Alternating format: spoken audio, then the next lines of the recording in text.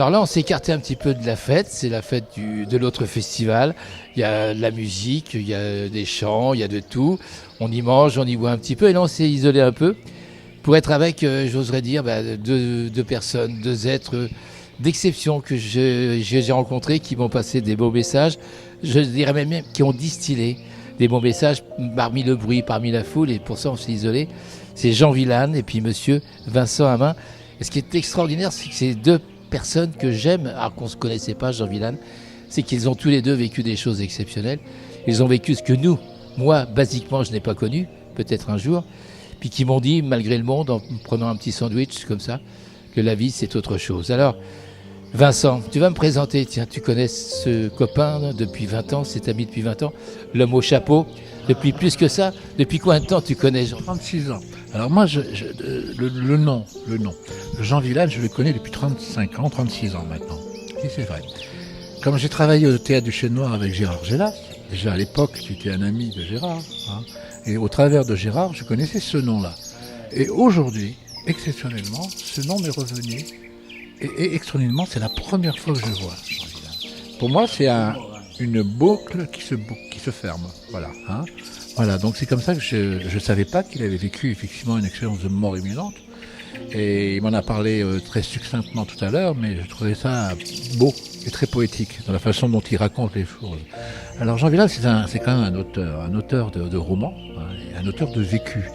Il a une multiple expérience de la vie, entre autres il a eu des problèmes pathologiques qui l'ont emmené justement dans le récit de ces expériences, mais aussi il a fait des rencontres un peu exceptionnelles et c'est à lui d'en parler.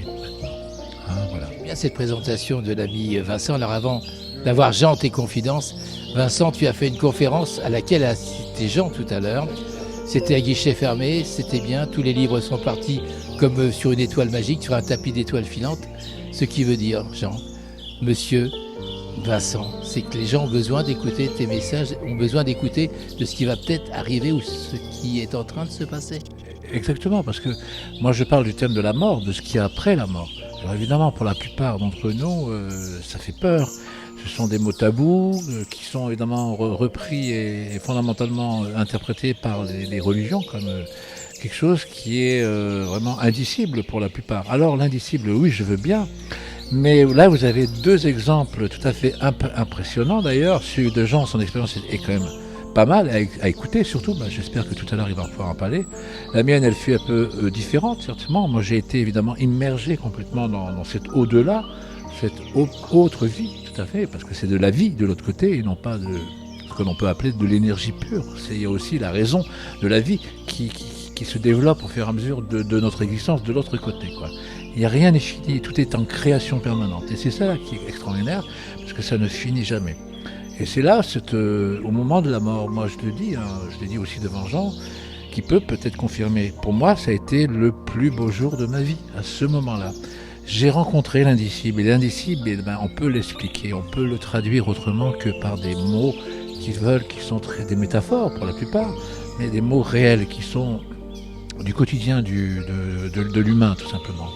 Alors voilà, les conseils à donner, j'en ai donné plein dans les conférences, mais c'est d'abord la première des choses, c'est de se pardonner et de se reconnaître comme quelqu'un de valeur et non pas quelqu'un d'abandonné quelque part.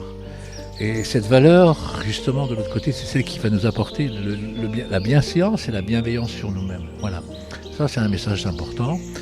Et se reconnaître comme valeur, c'est une valeur importante, parce que de l'autre côté, on est reconnu comme tel, on est important pour eux.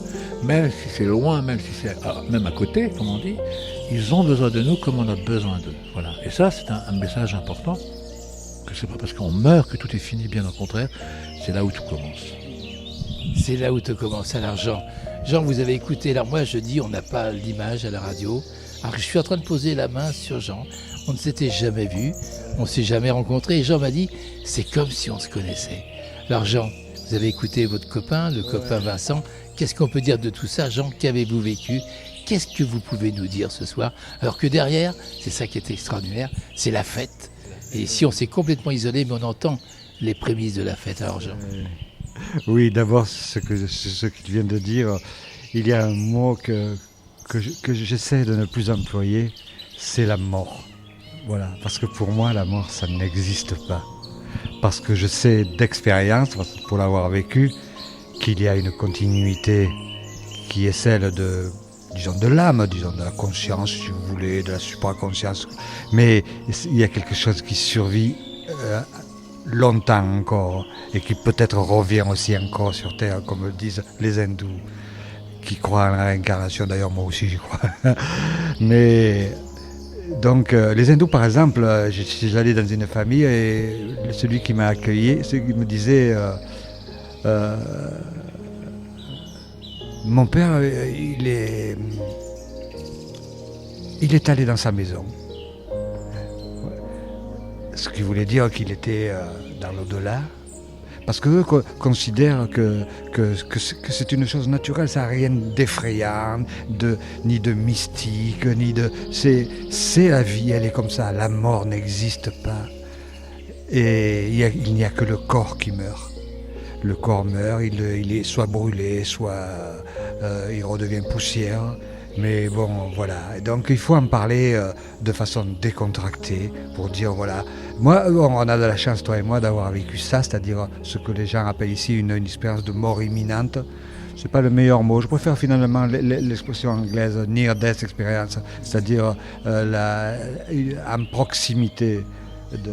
Vous êtes d'accord, Vincent? Absolument, oui. Ou la mort provisoire, si on pourrait dire. Comme dit Jean-Jacques Charbonnier, tout à fait. Voilà, exactement. C'est vrai, je suis tout à fait en accord et en harmonie avec ce qu'il dit. C'est important les mots. On est dans le festival des mots ici. Donc c'est important de mettre les mots juste à la bonne place parce que ça participe de la compréhension des choses. Et donc, bon, comme toi, donc, j'ai fait ce voyage qui a été...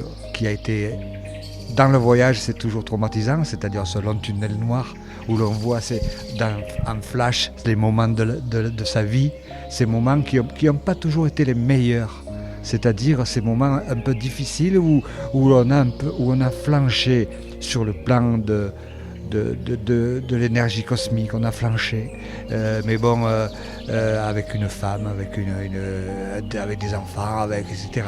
Mais donc c'est ce jugement qui est porté par personne, mais seulement par nous-mêmes, sur nous-mêmes à ce moment-là.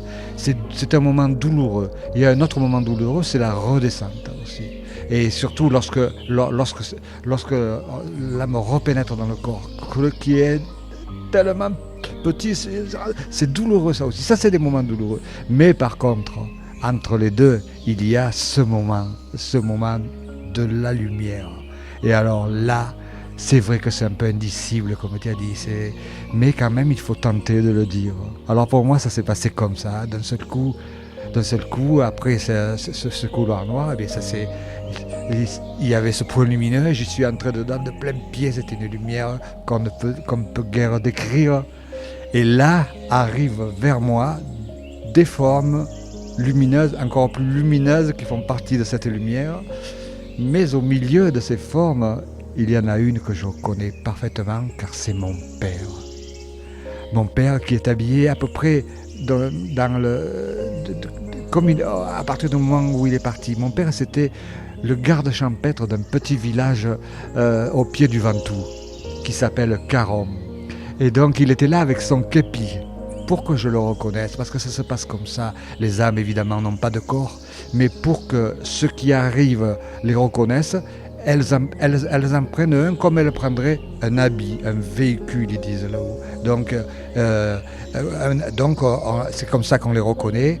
Et donc je me suis précipité vers lui et il me dit: je suis content de te voir, mon garçon. Il m'appelait comme ça, j'aimais bien quand il me disait mon garçon. J'aimais beaucoup mon père, c'était un type bien.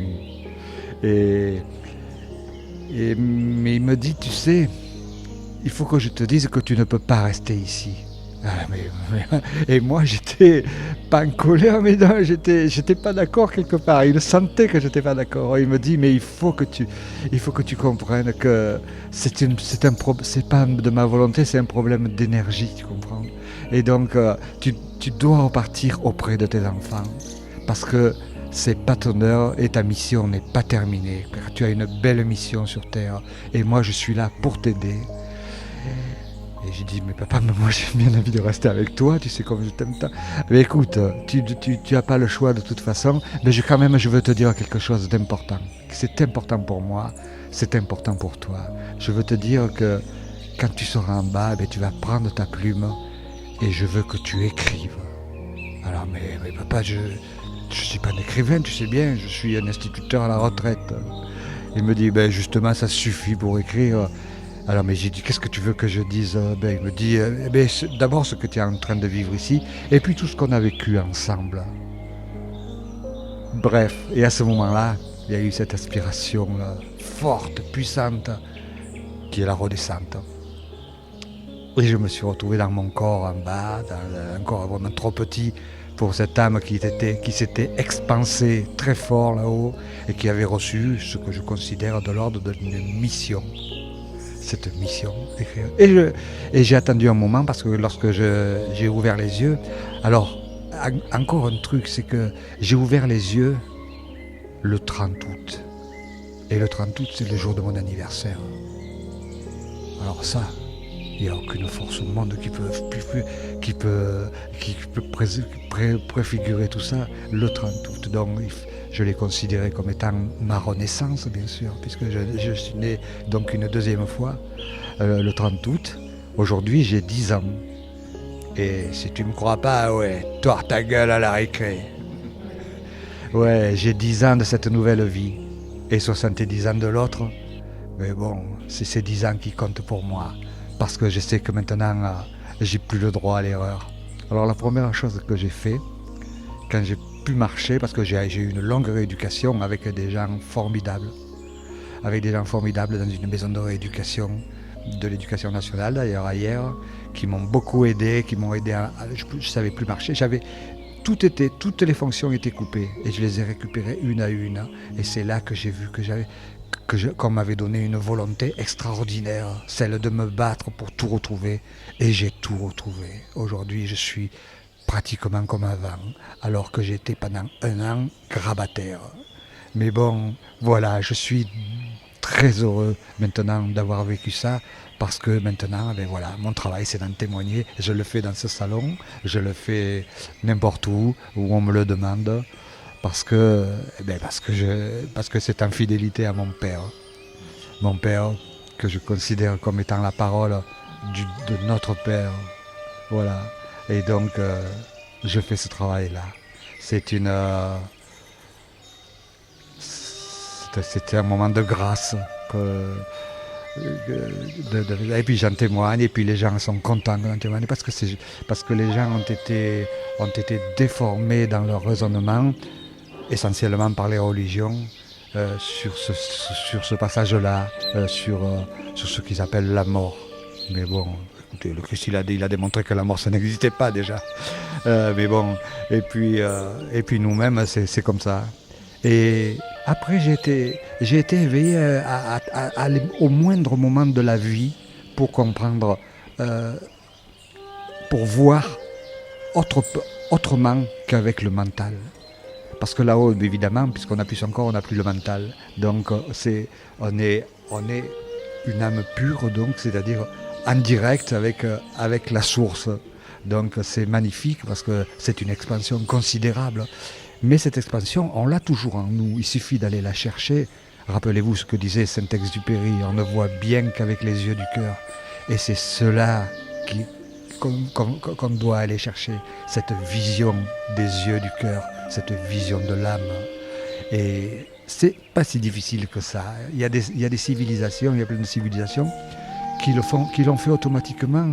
Je pense au Sud-Amérique, je pense aussi aux Indiens d'Inde que je viens de visiter là, où pour eux c'est quelque chose de très naturel, et particulièrement pour les enfants dès qu'ils naissent, ils savent déjà tout et ils ne perdent pas, ils perdent très peu de cette sagesse qu'ils ont ramenée de là-haut. Parce qu'elle est entretenue en permanence par des contes de sagesse. Par exemple, là-bas c'est le Mahabharata particulièrement et le Ramayana qui sans arrêt aux enfants les arme sur la tolérance, sur le pardon, sur la compassion et surtout sur cette arme qui est la plus forte au monde, c'est l'amour. Et l'amour, bon, mais c'est là qu'on... Et moi, j'ai recommencé, moi qui étais un athée longtemps, hein, c'est là que j'ai recommencé à comprendre comment ce message « aimez-vous les uns les autres » est important, comment il est fondamental. Et alors que bon, je l'ai minoré pendant longtemps, et puis aujourd'hui, je sais très bien qu'il est le sens de la vie. Si vous voulez vous en sortir, eh bien, aimez votre prochain comme vous-même. Ce comme vous-même, d'ailleurs, est très important. Et l'Église, elle a eu tendance à... L'Église, par exemple, la nôtre, les églises catholiques, protestantes, enfin chrétiennes, ont eu tendance à l'oublier complètement parce qu'elles considéraient plus ou moins que c'était de l'égoïsme, s'aimer soi-même. Alors que pas du tout. Au contraire, s'aimer soi-même, c'est la chose primordiale pour pouvoir aimer les autres. Si on n'a pas nous-mêmes le sens de l'amour de nous-mêmes, le respect de nous-mêmes, de notre propre corps, eh bien, on peut pas aimer les autres. Les autres, on les aime pas par des mots, on les aime parce qu'on est. On les aime parce qu'on est dans le « je suis ». Et si on est dans le « je suis », les autres, ils y viennent sans qu'on dise un seul mot. Parce qu'ils sont aveuglés par la lumière qu'on a reçue quand on est dans le « je suis ». Je vis des moments extraordinaires. Je n'ai pas interrompu. Je vois que Vincent, il va réagir un petit peu, mais de vivre ce que nous vivons. Alors que derrière, on entend les échos d'une fête. Les échos d'une fête de notre vie à nous. Et que là, on entend des mots, mais avec une voix, avec des yeux bleus extraordinaires, un sourire. Vincent, tes commentaires de tout ça, est-ce que tu as réagi? Si je te voyais, tu réagissais. Alors maintenant, avant de continuer, parce qu'on va parler peut-être du Dalai Lama, des choses extraordinaires, qu'est-ce que tu penses de tout ça? Alors ce que je pense, c'est vrai que je résonne bien avec ce que vient de dire Jean, à savoir le premier mot, c'est le mot amour, qu'effectivement pour découvrir ce que c'est l'amour, la première porte à ouvrir, c'est l'amour de soi. Sans ça, vous n'avez pas la possibilité de comprendre tout ce que ça représente, tout ce phénomène incroyable et puissant derrière ce mot amour, quoi. Ça, c'est la première chose que l'on conçoit et que l'on aperçoit et que l'on comprend de l'autre côté, une fois qu'on est de l'autre côté. Après, c'est vrai qu'il me parlait de mission. Son père lui a dit qu'il y a une mission à faire. Moi, j'étais un petit peu choqué, pas à ce moment-là, mais je l'ai compris. C'est que souvent, quand j'étais confronté à la science, c'est-à-dire aux docteurs qui étaient des psychologues, des psychothérapeutes et des psychiatres, qui m'ont dit à chaque fois, mais monsieur Ama, souvent j'entends les patients que je reçois ou qui sont en pathologie grave me parlent toujours de mission. Alors pour moi, la mission, c'est souvent des gens qui ont un petit peu un cerveau dérangé. Alors c'est pour ça que j'ai mis un petit peu un problème à dire qu'effectivement, moi aussi je suis missionné. Ça, je le comprends très bien. Missionné de quoi? Auquel nom et pourquoi? Et pour quelle responsabilité? Ma responsabilité, c'est d'amener cette nouvelle formidable, comme vient de le dire Jean. La mort n'existe pas. Ça, c'est une réalité. Évidemment, la religion, la science dit que la mort, une fois que le cerveau est éteint, c'est la mort et c'est l'extinction totale et définitive. Bien au contraire, c'est là où tout commence, quoi. Vraiment, la vie commence à ce moment-là. C'est pour ça que je répète, et encore une fois, que pour moi, ma mort a été le plus beau jour de ma vie qui commençait. Voilà. Alors, c'est vrai, pour continuer dans la vie aujourd'hui, qui est quand même pas facile à vivre dans cette société qui n'en peut plus de mourir quelque part, les résurgences commencent à sortir un peu, les vagues de fond commencent à arriver.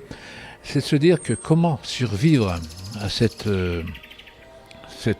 aspect de la société qui aujourd'hui n'a plus la force de donner de l'espoir à ses propres citoyens, de quelques pays que ce soit, donner de l'espérance à quelqu'un qui n'arrive plus et qui n'arrête pas de souffrir plutôt, et qui a beaucoup de difficultés à envisager quoi que ce soit, même le lendemain. Comment donner des mots pour pouvoir survivre à ça? Alors c'est vrai que c'est le marasme total qui va arriver, c'est la déchéance de tout, de tous nos espoirs, c'est la défaite et l'effondrement de plein de choses. Bien, ça c'est dit, ok. Mais après, qu'est-ce qu'il faut faire? Voilà. Donc, moi je dis, pour survivre de ce qui va après, c'est évidemment passer par la porte de l'amour de soi. C'est à partir de là que l'on va comprendre et éventuellement, envisager d'exister pour cet avenir-là. Voilà. L'amour, c'est quelque chose de faramineux. On ne peut pas imaginer un point. Nous, on l'a toujours réduit à ce que une relation entre une personne et une autre. L'amour, c'est bien plus que ça. Et comme il parlait de quelque chose de divin, c'est vrai, c'est quelque chose de divin. L'amour, c'est quelque chose qui lie le tout à tout. C'est-à-dire, entre toi, Michel, et moi, et Jean et moi, pardon, il y a ce lien d'amour, il y a Dieu. Dieu est là. Dieu, cette existence est là. L'énergie est là. Sinon, ce serait le chaos. Qu'est-ce qui maintient l'atome autour de son noyau? C'est le magnétisme énergétique qui est lié à Dieu, c'est tout. C'est rien d'autre. Sans ça, la matière n'existerait pas. L'amour crée la matière. Et moi, j'ai eu cette chance inouïe, mais inouïe, et j'en parle dans mes livres, évidemment, mais pas très peu en conférence, de l'autre côté, quand j'étais dans cette ascension vraiment spirituelle, je veux dire, de cette élévation spirituelle ou de plan en plan, j'essayais de comprendre ce qui se passait devant moi, et j'ai eu accès à cette fabuleuse création, parce que de l'autre côté, c'est la création permanente. Et cette création a été autorisée par le divin, c'est-à-dire que j'ai vu la création de la matière à partir de l'âme et de la puissance de l'amour. Voilà, c'est ça. Et j'ai assisté à cette naissance incroyable, mais qui est au-delà de la science humaine. Ça ne peut pas s'expliquer. J'ai pas les mots pour le dire. Et c'est là qui est extraordinaire. Voilà. Justement, je crois qu'on vit cette période où justement la science va bientôt expliquer les choses. Pour moi, un miracle, ce n'est jamais qu'une chose dont on ne connaît pas encore les tenants et les aboutissants. Mais avec la physique quantique, on est en train déjà de mettre à jour des choses très importantes qui vont aider à ce passage de l'homme ancien à l'homme nouveau. Et on vit cette période exaltante justement de ce passage, avec bien entendu le côté négatif, c'est-à-dire l'ancien monde qui se bat pour rester tel qu'il est. Mais il se bat, comme dit, il se bat, pour moi, celui qui se bat, il a un nom, il s'appelle Satan. Et donc, quand on croit en Dieu, eh bien, on croit forcément en Satan. Parce qu'il est là et comme le disait Jean, justement, il se battra jusqu'au bout, jusqu'à la fin. À la fin, il ne se battra plus avec sa tête, c'est-à-dire dans nos mentales, mais il se battra avec sa queue, c'est-à-dire tout azimut, pour détruire un maximum avant que ce nouveau monde arrive, parce qu'il sait qu'il a perdu la partie. La partie est perdue.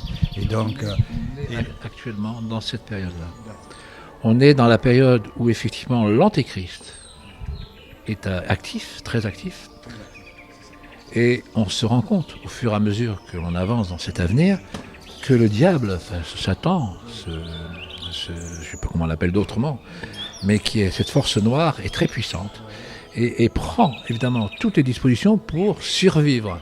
On parle de survivance là, pour lui. Et il est en train de s'éteindre petit à petit. Mais malgré tout, la douleur est là et la méchanceté est là. Et ce que j'ai écrit encore l'autre jour, hier ou ce matin sur les réseaux de Facebook, il y a le cœur est en train d'être habité par la haine.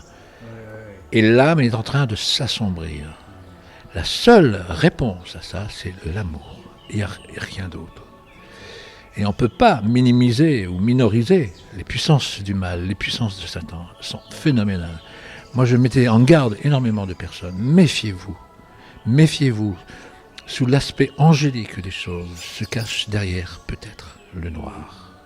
Avec relativiser. Il faut relativiser. Voilà. Il faut savoir. On a en nous, on a un fil à plomb en nous. Et ce fil à plomb, il nous aide en permanence à savoir où est la justesse et où est la fausseté. Quand une personne parle, eh bien, notre âme nous dit de suite, celui-là, il dit des bobards.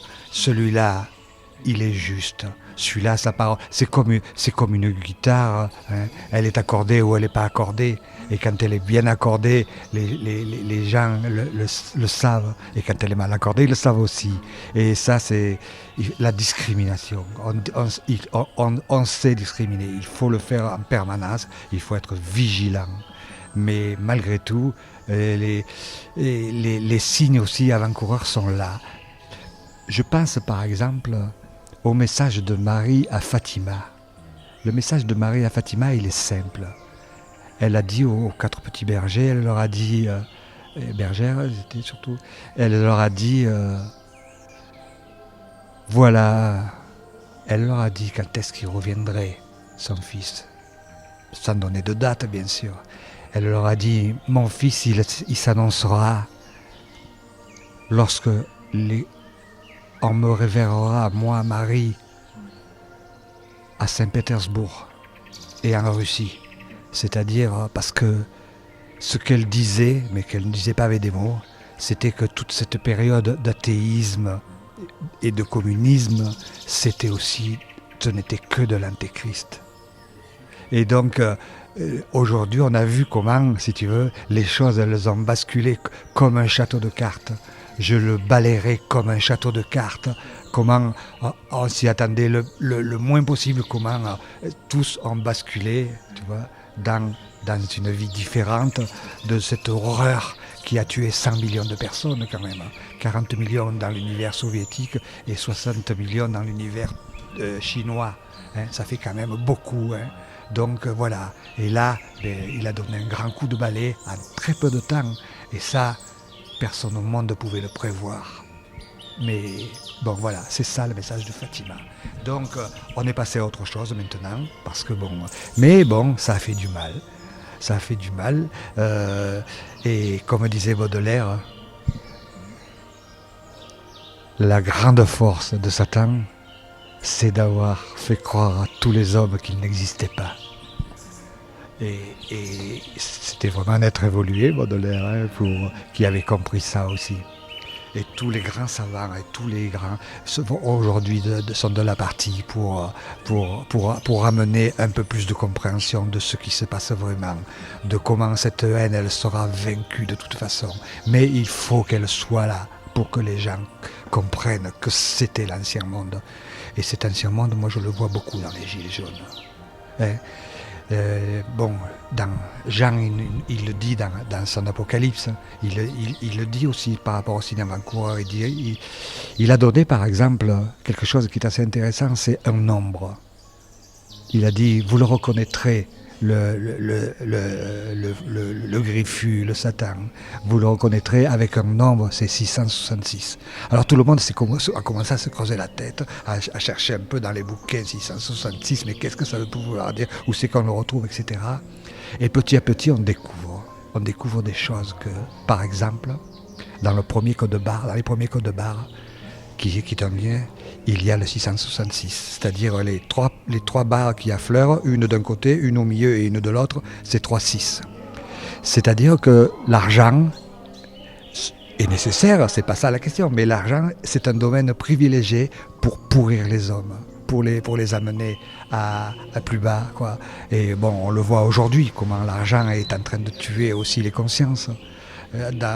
Et bon, et puis on le voit. Alors, un truc rigolo aussi, c'est que il dit aussi à un moment, et dans ce 666, il y a un mot aussi qui surgira, c'est absinthe.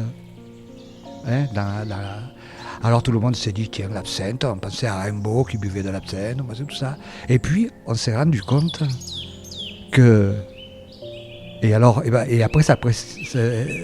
il y a une précision dans l'Apocalypse, c'est cette absinthe qui sera aussi un air qui va s'abattre sur les pays, qui va pourrir toutes les plantations, qui va polluer tous les fleuves, etc. Et ensuite on s'est rendu compte que ça c'est hallucinant parce que c'est 2000 ans après, hein, que le réacteur nucléaire qui a pété à Tchernobyl, il s'appelait absinthe. Et c'est ce que décrit Jean, c'est-à-dire ce truc qui va polluer, c'est le nuage évidemment radioactif qui s'est pas arrêté aux frontières de la France, comme certains l'ont dit, mais qui a pollué ici, par exemple en Provence, énormément tout ce qui est le thym, le romarin, toutes ces plantes qui l'ont absorbé massivement pendant un certain temps. Voilà, et on le retrouve dans plein d'endroits encore. On le retrouve notamment dans Internet. et surtout pour les réseaux sociaux qui pourrissent la jeunesse, qui sont très malfaisants. Et dans les réseaux sociaux, pour y aller, il faut entrer dans Internet, il faut faire www, qui en hébreu c'est 3-6. Donc on rentre par le malin sur Internet, à nous de ne pas nous faire piéger, d'être justement vigilants. Ça ne veut pas dire qu'Internet est maudit, c'est simplement que c'est une arme qui peut procurer la meilleure des choses, c'est-à-dire de se rassembler, d'être tous ensemble dans l'amour, tout ça, mais aussi la pire, c'est-à-dire ce qu'on voit. Tiens, il y a eu une conférence là sur ici qui était vraiment très belle sur les adolescents qui utilisent tous ces réseaux sociaux pour se pourrir les uns les autres, pour se faire bon, voilà. Donc voilà, tout ça c'est sous nos yeux aujourd'hui. C'est la fin de la bête, mais elle est encore vivante. Il faudra. Et là maintenant, voilà. Je sais, moi, justement parce que j'ai fait ce voyage dans le ciel, que là-haut, les forces positives se préparent et sont là, et sous la houlette de Saint-Michel, justement. J'allais l'évoquer, Saint-Michel. Ah oui, Avant de l'évoquer, Vincent, juste un commentaire. Parce que moi, je trouve ça fait 30 minutes qu'on est ensemble. Je crois qu'on vit quelque chose de message exceptionnel que j'aurais jamais pu imaginer à cette fête de la Fougasse. C'est une pépite, hein. Non, mais là, c'est quelque chose, je crois, j'oserais dire, avant de le publier, je voudrais dire les plus beaux messages qu'on a peut-être à vous faire écouter de cette décennie, j'oserais le dire presque. Alors c'est vrai qu'on parle de dévastation, d'effondrement, tout ça. Il faut quand même garder l'espoir, malgré tout, au bout du compte, parce que c'est vrai. On va parler de Saint-Michel dans 2 ans. Alors Saint-Michel peut-être, mais bien plus aussi. Alors c'est vrai qu'on ne s'imagine pas la façon dont va se produire les choses. Personne ne peut prévoir. Et ça, c'est tant mieux, parce qu'on pourrait se protéger. Et c'est pas bien. Donc c'est la façon dont ça va se passer, c'est que, comme je viens de le dire, personne ne peut se prévoir. Et ça, c'est tant mieux. Mais pour se prévaloir de ça et être bien avec ça, je veux dire être en harmonie, je reviens sur le mot amour, c'est que le fait de s'aimer ouvre en nous des portes qu'on ne peut même pas soupçonner, qui permettront à ce moment-là d'être bien par rapport à ce qui va se arriver. Autrement dit parlant, c'est-à-dire dans une autre façon de dire les choses, le fait d'ouvrir notre cœur, notre âme à ce qui est possible dans l'amour divin, l'amour premier, et puis après l'amour de nous et l'amour de l'autre, c'est de recevoir une information qui va bonifier, qui va nous permettre justement d'être bien avec ce qui va se passer, et non pas être dans la panique, et non pas être dans le désespoir. Et ça, c'est un message que je donne et je délivre aujourd'hui. Ouvrez absolument votre cœur, votre âme à cette possibilité de vous aimer et d'aimer les autres. C'est la seule porte qu'il faut ouvrir pour être bien dans l'avenir. C'est-à-dire, c'est une porte tellement simple. Alors, avant peut-être de vous laisser à retourner peut-être à cette fête, à ces festivités, Saint-Michel, mon saint protecteur, où je vais ouvrir une église tous les jours et je dis merci Saint-Michel de ce que tu me donnes, de ce cadeau du ciel. Et je crois que Jean, vous faites pareil. Ah oui. À Avignon, moi c'était au Sable d'Olonne. Oui, il y a une porte Saint-Michel à Avignon. Et il y a une porte Saint-Michel et donc moi de fait pour venir en ville, j'y passe dessous tout le temps. Et chaque fois que je passe dessous, évidemment je pense à lui. Je sais le combat qu'il mène. D'ailleurs, le reflet de son combat, il est sur terre aussi, puisque les choses sont en concordance. Le combat qui se mène dans le ciel et le combat qui se mène sur terre, c'est le même, quoi. Et donc, mais bon, si on croit dans la parole de ce que cet homme nous a dit il y a 2000 ans, on sait très bien que ça va être une grande fête bientôt. Et puis, parce que Saint-Michel ramène aussi à ce moment-là plein d'autres mondes de sagesse qui viendront aussi avec lui pour nous aider. Et ça, les Indiens, et notamment les Sioux, le savaient parfaitement. Sitting Bull disait tout le temps, c'est vrai que nous allons tous mourir, mais nous sommes le peuple des oiseaux et nous reviendrons au moment opportun pour aider la terre à se régénérer, parce que nous avons cette sagesse à faire partager encore aux humains. Et ils étaient parfaits, ils disaient la même chose, ils savaient très très bien que c'était... Bon, eux, ils disent, et pour Saint-Michel, ils disent Wakantanka, c'est-à-dire le grand esprit. Et donc, pour eux, c'est la même chose que pour les musulmans lorsqu'ils disent Allah, sauf que bon, les religions, comme je le disais, on salit souvent le message divin. Le Christ le disait tout le temps, il dit c'est à mon nom qu'on fera les pires choses aussi. Donc, et c'est vrai que bon, les chrétiens aussi, ils ont été aussi minables que le sont aujourd'hui les musulmans, pas tous bien sûr, mais bon, de façon, ils souillent leur propre peuple, quoi. Alors Jean, il en a fait des livres, il en a fait comme Vincent, il en a fait des romans. On va les citer en quelques minutes parce que je vous ai vraiment sorti de ce monde. Je vous demande pardon peut-être de vous avoir retiré de la foule, mais je voulais tellement vous écouter. Ah, c'est un cadeau, alors je suis rassuré. Mais moi, c'est un cadeau, mais je n'osais pas le dire. Pour moi, je suis en train de vous écouter. Je vois vos paroles en disant, mais ciel, quand je pourrai diffuser ça, ça sera peut-être ma petite façon d'apporter cette petite pierre à l'édifice. Alors Vincent, on va parler des quelques livres en deux. Pour l'embêter, je vais dire c'est ta mission. C'est ta mission, Vincent.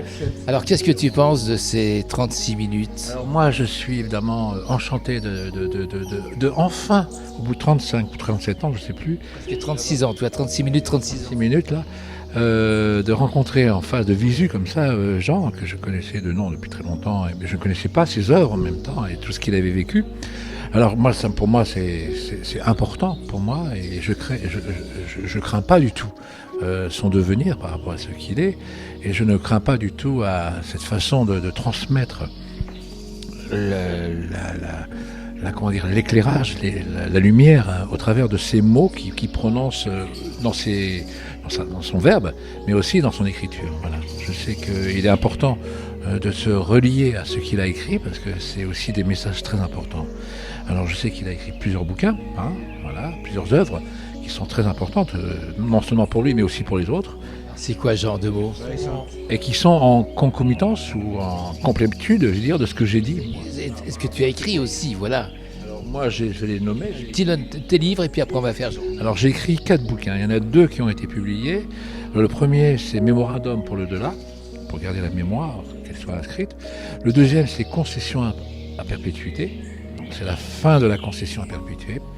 Le deuxième, c'est 2019, et là, je te retrouve parce que tu m'as dit, tu as un problème avec les dates. 2019, mais j'ai mis un sous-titre, c'est de l'illusion à la réalité. Et le dernier, ben là, pour moi, c'est une pépite parce que c'est de l'intime que j'ai fait sortir. Il s'appelle Au nom de Marie. Et je relate une expérience, une rencontre avec elle que j'ai eue de l'autre côté, que je n'ai jamais dit en conférence parce que c'est quand même quelque chose de personnel, mais qu'au bout du compte, certains qui ont eu vent de ça, décidément les téléphones, certains qui ont vu ça, mais pourquoi tu n'en parles pas? Parce que c'est magnifique ce que tu dis là-dedans. Voilà. Est-ce que je peux t'interrompre juste avant de reprendre? Au moment où tu parles de Marie, le téléphone sonne. Ça serait pas un signe? Non, mais un signe de dire, ben oui, je vous écoute. Non. Mais je sais pas, mais j'ai trouvé ça étonnant quand même. Oui. Tu parles de Marie, et le téléphone n'a jamais sonné en 36 minutes. Ce livre est en 2 parties. Il s'appelle donc Au nom de Marie, la première partie qui évidemment parle de cette rencontre extraordinaire, sans pour autant détenir une vérité. Et la deuxième, elle est en plus donne les moyens d'exister dans cette nouvelle vie. Ça veut dire qu'être ce que j'appelle les mystères de l'au-deçà. L'au-deçà, c'est quelque chose qui est inaccessible et que pourtant qui est au quotidien dans chaque vie de chacun de chez nous, dans notre vie. Et donc j'ouvre ces portes-là pour donner des moyens et des outils à bien vivre justement par rapport à ce que l'on est nous et pas les autres. C'est d'abord nous. Il est sorti le livre ou pas? Non, il est en pleine discussion avec l'éditeur. Il prend le temps parce qu'il attend des moments opportuns pour le faire. Mais évidemment, c'est un livre que j'ai fait lire à plein de personnes qui rassure énormément. et qui démystifie un peu la relation avec l'au-delà. Voilà. Je vois les paroles alors, Jean, dans les dernières minutes, les écrits, la mission d'écriture de Jean. Bon, la première des choses, ça a été de parler de ce voyage-là et de ce retour et de ma résilience. Parce que ce que mon père savait, maintenant j'en suis persuadé, c'est que le fait de parler de sa propre résilience à lui, qui avait été torturé par les nazis et qui a été relevé, qui a été remis debout par un village entier, le fait de parler de ça, de le décrire avec les mots, c'était ma propre résilience à moi. Et ça, il le savait. Et moi, je m'en suis rendu compte, évidemment, que quand j'ai fini ce premier roman, quoi, et que je l'ai envoyé de partout sur les réseaux, sur Amazon plutôt, disons. Et parce que là, après, j'ai eu énormément de gens qui m'ont téléphoné, qui m'ont dit « Monsieur, je voudrais vous remercier pour votre truc, parce que moi, je l'ai vécu aussi, mais moi, je ne sais pas en parler. » Parce que vous savez, je suis dans l'administration et si j'en parle, on me dira que je suis fou ou que je suis dans une secte. Alors, mais vous, je vous remercie. Et puis ensuite, il a été pour moi le fait de le présenter dans tous les salons et d'en parler, ça a été ma propre résilience aussi. Et là, mon père, il était vraiment heureux là-haut. Et d'ailleurs, il me l'a fait dire. Il me l'a fait dire par un médium un jour qui avait lu ce livre, qui m'a dit voilà ce qu'il vous dit. Il vous dit merci d'avoir écrit ceci parce que là-haut ça nous aide dans notre propre évolution. Le fait que c'est l'amour sur terre qui là-haut déclenche la montée des âmes vers les cercles les plus hauts. C'est ce que tu penses. Les liens sont indissociables, indéfectibles. Ça veut dire qu'ils ont besoin de nous comme on a besoin d'eux. Ça, c'est important de le savoir. C'est vrai parce qu'ils sont là-haut perchés dans des situations extraordinaires, d'une beauté mirifique et autres. Non, ils ont toujours besoin de ce lien avec nous. Alors évidemment, la religion, ou certaines religions disent on ne peut pas converser avec les morts. C'est impossible, c'est pas possible, c'est pas normal.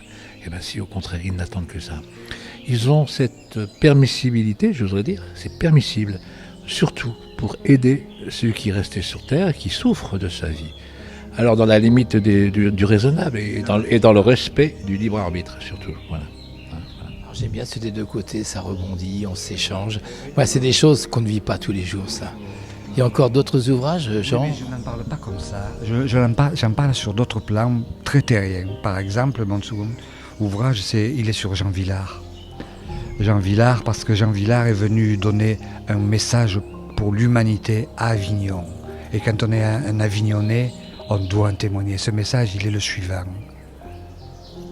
Non, ce n'est pas par la religion ni par la politique que nous allons élever les gens. C'est par la culture, par la créativité, c'est cela que je suis venu donner à Avignon. Et Vilar, qui était pourtant un athée communiste en plus, il avait des paroles christiques sans arrêt. Il disait comme ça, ici je ne suis pas venu à Avignon pour donner le théâtre à ceux qui en ont le plus besoin comme à Paris, je l'ai fait. Je suis venu pour aider, pour le donner à ceux qui en ont vraiment besoin, pour pouvoir s'élever, sortir de la gangue.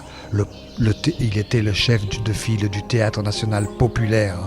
Et ce qu'il explique, c'est que ce que je comprends moi de lui, c'est que le populaire, c'est ce besoin de s'adresser au populaire, c'est-à-dire aux couches les plus basses. C'est vraiment la lutte contre le populisme, c'est-à-dire l'appauvrissement de la pensée. Et lui, il est venu l'élever comme ça, la pensée, avec les beaux textes, avec les mots, avec les grands auteurs. Et voilà, donc après je poursuis. Je dis que quand on est avignonnais, on a ce droit de fidélité en permanence, où que l'on soit une cuisinière, que l'on soit un politique, que ce soit dans l'éducation ou dans la culture, on a cette nécessité de continuer à faire vivre ce message pour Avignon. Et aujourd'hui, ma grande joie, c'est ce festival. C'est ce festival des livres, parce qu'il est vraiment dans la descendance de Vilar. Il est dans la descendance du message que Villars est venu donner à Avignon. Avignon qui est une ville sacrée, qui était sacrée depuis longtemps. La preuve, c'est que les descendants de Pierre sont venus à Avignon, c'est-à-dire les papes. Les papes sont venus donc à Avignon. Ils avaient un job à faire. Je crois qu'ils n'ont pas bien réussi. Leur job, il était simple, c'était le message. Rassembler le message de « aimez-vous les uns les autres ». Voilà, et de trouver, etc. Et finalement, ils n'ont pas trop bien réussi, ils sont repartis à Rome. Et puis est arrivé un homme qui n'était pas du tout croyant, Jean Villars. Et lui, il l'a dit à sa manière. Et c'était la même chose. Quand Jean Villars il dit « je suis venu pour ceux qui ont besoin du théâtre », c'est une parole christique. Le Christ il dit « je ne suis pas venu pour les bien portants, je suis venu pour les malades ». Les malades de l'esprit surtout d'ailleurs. Comment on peut terminer une émission pareille? Comment on se touche la main, on se regarde dans les yeux, on se regarde dans le cœur. En tout cas pour moi c'était une soirée, je ne devais pas venir. J'avais mal à la jambe. Et comme par hasard je suis debout depuis presque une heure, je n'ai plus mal à la jambe. Ce qui veut dire qu'il y a-t-il le miracle d'Avignon, y a-t-il le miracle de Saint-Michel, y a-t-il le miracle de la Mère Divine? Y a-t-il le miracle d'un Vincent et d'un Jean réunis? Oui, bien sûr. Et on est trois. Trois, tu sais, c'est un nombre qui est quand même très fort. Et on est trois, moi qui suis tout petit par rapport à vous. Qu'est-ce que j'ai pris comme leçon ce soir? Je ne vous ai pas interrompu. Pour moi, je ne peux pas dire, dans sa vie sur le disque dur, même si je parle d'un disque dur, je crois que ce moment de 46 minutes et 27 secondes et 53 millièmes sera pour moi une éternité de bonheur et d'amour. Aimez-nous les uns les autres. Merci monsieur Vincent Hammin. Merci Jean, l'homme qui a quitté son chapeau, qui va remettre son chapeau pour retourner dans la ferveur peut-être d'une soirée qui se termine. On a pratiquement, j'entends plus, on sera peut-être des seuls et on dira mais où sont-ils partis? On ne les a pas revus. L'essentiel était ici. Je ne saurais pas dire que là-bas n'était pas l'essentiel, mais ici l'essentiel est important. Je veux dire. Ces moments, ces rencontres, ce partage tout simplement a été pour toi Michel évidemment que personne ne connaît, mais Michel c'est un homme de cœur, c'est un monsieur qui traverse et qui j'oserais même dire, oserait peut-être faire un jour une transatlantique avec ses amis, parce qu'il est sur les pontons de Vendée pour peut-être le pied marin et braver les tempêtes pour aller recueillir les informations. Voilà. Donc au péril parfois de sa vie, parce que voilà. Pas téméraire, pas du tout. J'ai pas le pied. Si j'ai peut-être le pied marin, mais j'ai pas la force d'un pied marin. C'est un homme chargé d'humilité, et tant mieux parce que c'est un homme d'amour. Voilà. Michel voulait te le dire quand même. Voilà. C'est gentil. J'essaye de l'être, mais je suis tellement entouré d'une femme lumineuse, de ma compagne qui s'appelle Maryse, à qui je pense beaucoup ce soir. Maryse, qui m'envoie son énergie, qui m'a. Mais tu sais, qui sans rien fait, qui m'a donné, qui m'a aidé aussi pour beaucoup de raisons quand j'ai perdu mon épouse, quand je suis retourné avec elle, elle m'a fait comprendre que la vie c'était autre chose. Donc grâce à elle, j'en suis là aujourd'hui. Si je peux faire de la radio, c'est grâce à elle, à son aide spirituelle et peut-être aussi son aide physique, matérielle. Bref, je lui dois beaucoup. Et quand je remercie Saint-Michel et le bon Dieu de l'avoir rencontré, la larme c'est à l'œil gauche et à l'œil droit, comme ce soir. En tout cas, Jean, j'aime ce sourire qui dit oui, oui, qui regarde Vincent, se prend les mains. Une Marie à côté de toi. Moi aussi j'en avais une, c'était ma maman. C'était une Marie aussi. Voilà, elle est partie il y a très longtemps. Dire que tous ceux qui sont partis nous regardent, nous écoutent peut-être ce soir, doivent se dire, tu vois, le papa, la maman et tous ceux qui nous sont chers, qu'est-ce qu'ils ont fait ce soir? Qu'est-ce que c'était beau? On a quitté la fête pour... Ah ouais, ils sont contents. C'est sûr, la preuve. Pour eux, c'est important. Ce qui se passe au niveau... Marie nous a donné un coup de fil. Mais ça, j'en suis sûr, au même moment. On n'a jamais été dérangé pendant 40 minutes. Et le moment que tu parles de Marie, un coup de fil de Marie qui a dû dire « Je vous écoute, mes enfants ». Bah oui, mais oui, exactement. Il a raison. C'est tout à fait vrai. Alors, c'est vrai que ce sont des moments exceptionnels. Donc, dans ces moments, il faut comprendre ce qui a été dit. Et je vous invite à réécouter sans cesse, parce que derrière ces mots se cachent d'autres mots. Et c'est ainsi que se passe la lecture, ou par moments, des livres même de gens. Donc j'invite vraiment je sais pas comment on appelle ça, les internautes, tous ceux, les auditeurs, tout ce qu'on veut. D'aller se préoccuper de trouver le livre de Jean. Et le tien. Parce que ça vous amènera que du bienfait et du bonheur. Voilà, du bienfait et du bonheur et de la bienveillance dans votre vie. Grâce à Internet, pour une fois qu'il y a du bon, je vous enverrai à chacun. cette interview par WeTransfer pour que vous puissiez le garder. Donc on prendra j'ai tout, puis aussi de Vincent, je vous l'enverrai à chacun, puis moi je le publierai, mais en petite étape, par petits morceaux, pour que les gens cogitent. Je vais faire ça, je vais d'abord écouter à Maryse avant de faire quoi que ce soit. Je dirais, tiens, je te ramène, tiens, je voulais lui ramener un cadeau. Davignon, ça va être ça son cadeau. Voilà, je dirais, toi, je t'ai ramené 50 minutes d'un cadeau que personne n'aura. Merci Vincent, merci Jean en tout cas. Ce n'est, comme je le dis souvent, oui, et Marie, je dirais, ce n'était que du bonheur. Merci. Et je vous aime.